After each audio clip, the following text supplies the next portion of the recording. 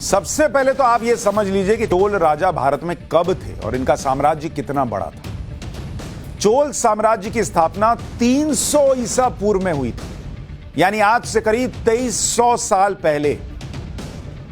और तब मुगल का एम भी नहीं आया था। मुगल का ना म आया था, ना अंग्रेजी में लिखिए तो एम आया था, कुछ नहीं था, तब चोल थे। चोल राजाओं का साम्राज्य दक्षिण भारत में आज के तमिलनाडु, आंध्र प्रदेश, केरल और कर्नाटक के कई इलाकों तक फैला था। इसके अलावा श्रीलंका में भी था, समुद्र के पार जाकर। और इसका इंपॉर्टेंस अभी समझाऊंगा। ये उनका आपको दिखा रहा हूं फुल फ्रेम कि कहां कहां उनका राज था। सिर्फ यही नहीं, आज के Bangladesh, Thailand, Malaysia, Indonesia, Singapore, Cambodia, Vietnam तक चोल साम्राज्य फैला हुआ था। तो जो मुगल भारत में सीमित थे, आकर रह गए, उनमें उनसे कंपैरिजन भी कीजिए। तो बहुत पहले चोल आए और कहां कहां तक गए उसको देखिए। मैप में जो खमेर राज्य है वो आज का कंबोडिया है। चांपा जो दिख रहा है वो आज का वियतनाम है। इसी तरह से उस वक्त दूसरे देशों तक चोलों का शासन था। भारत के इतिहास में ज्यादातर मुगलों का ही महिमा मंडन किया गया। एक नैरेटिव सेट करने की कोशिश की गई कि मुगलों से पहले भारत में जैसे कुछ था ही नहीं, लेकिन यह सही नहीं है।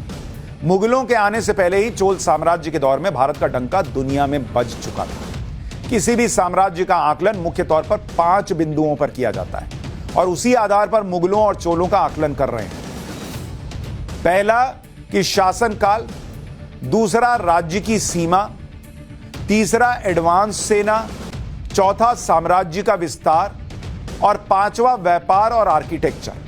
यह कंपेयर कीजिएगा तो पता चलेगा कौन कितना आगे था और कौन कितना गौरवशाली इतिहास बता रहा है। अब आपको बताता हूं कि कैसे इन पॉइंट्स के आधार पर मुगल चोल शासन से बहुत पीछे थे। कंपैरिजन तो दूर की बात है। देखिए, 1526 में पानीपत के युद्ध के बाद मुगल वंश शुरू हुआ था। साल 300 ईसा पूर्व में चोल साम्राज्य की स्थापना हो गई थी। तो कहीं कोई कंपैरिजन ही नहीं। 1800 साल पहले चोल साम्राज्य अस्तित्व में आ चुका था। मुगलों ने लगभग 331 साल तक शासन किया। चोल साम्राज्य 1500 साल तक लगभग रहा। और आप सोचिए, जो साम्राज्य 1500 साल तक रहा उसके बारे में आपको कितना कम पढ़ाया जाता है, और जो 300 साल रहे उनके बारे में दिन रात पढ़ो पढ़ो पढ़ो। यानी मुगलों से कहीं ज्यादा राज किया चोलों ने। मुगलों ने भारत के 50 लाख वर्ग किलोमीटर इलाके पर शासन किया। चोल साम्राज्य का विस्तार 36 लाख वर्ग किलोमीटर तक था। अब आप कहेंगे चोल का साम्राज्य तो मुगलों से कम था। बॉस, सिर्फ डेटा मत देखिए, अभी एक बात सुनिए। मुगल साम्राज्य अब के अफगानिस्तान, बांग्लादेश, पाकिस्तान, तजाकिस्तान तक फैला हुआ था। चोल साम्राज्य आज के Bangladesh, Thailand, Malaysia, Indonesia, Singapore, Cambodia, Vietnam तक फैला था। लेकिन यहां है असली बात। मुगलों ने देश के पहाड़ी और मैदानी इलाकों पर ही शासन किया, जबकि चोल साम्राज्य ने मैदान के साथ समुद्री मार्ग को जीता। उस जमाने में भाई समुद्र पार करके गए और वहां अपना राज्य स्थापित किया, जिस पर जीत हासिल करना सबसे मुश्किल होता है, समुद्र को पार करना। आज की टेक्नोलॉजी थोड़ी है कि शिप निकाले और चल दिए। ये वो दौर था। उस जमाने में चोल साम्राज्य के पास सोचिए क्या टेक्नोलॉजी रही होगी कि समुद्र पार किया, सिंगापुर चले गए, वियतनाम चले गए और वहां अपना राज्य स्थापित किया। मुगल साम्राज्य में बाबर, हुमायूं, अकबर, जहांगीर, शाहजहां और औरंगजेब ही उल्लेखनीय बादशाह हुए। चोल साम्राज्य में 20 से ज्यादा राजा हुए, लेकिन आपको एक का नाम नहीं पता होगा। गली गली के बच्चे को बाबर पढ़ाया गया, औरंगजेब जिसने इतने मंदिर तोड़े उसको भी पढ़ा दिया गया, अकबर पर फिल्में बन गई। लेकिन आपको एक भी चोल राजा का इतिहास पता है? 20 से ज्यादा ऐसे राजा हुए जिनके बारे में आपको जानना चाहिए। राजा, राजेंद्र राजा 1, ऐसे तमाम राजाओं के ने उल्लेखनीय काम किए, लेकिन एक का भी नाम आपको पता नहीं होगा। इतिहास की किताबों में यही बताया जाता है कि मुगलों के पास बड़ी सेना थी और उनका साम्राज्य बड़े मैदानी इलाके में था, इसलिए उनको महान माना जाना चाहिए। लेकिन ग्लोबल हिस्ट्री का एक फैक्ट यह है कि the one who rules the sea rules the world.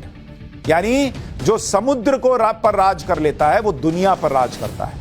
और समुद्र पर मुगल राज नहीं कर पाए थे भाई, लेकिन वो महान और चोल राजाओं ने आज से 1200 साल पहले इस बात के महत्व को समझा और ग्लोबल ट्रेड में सी रूट का इस्तेमाल किया, जो मुगल कभी नहीं कर पाए।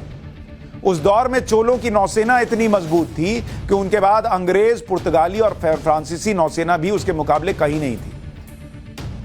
आज दुनिया भर में जिस तरह से नेवी का क्लासिफिकेशन किया जाता है, वो आज से 1200 साल पहले चोल राजाओं ने कर दिया था, लेकिन आपको नहीं बताया जाएगा क्योंकि चोल हिंदू थे।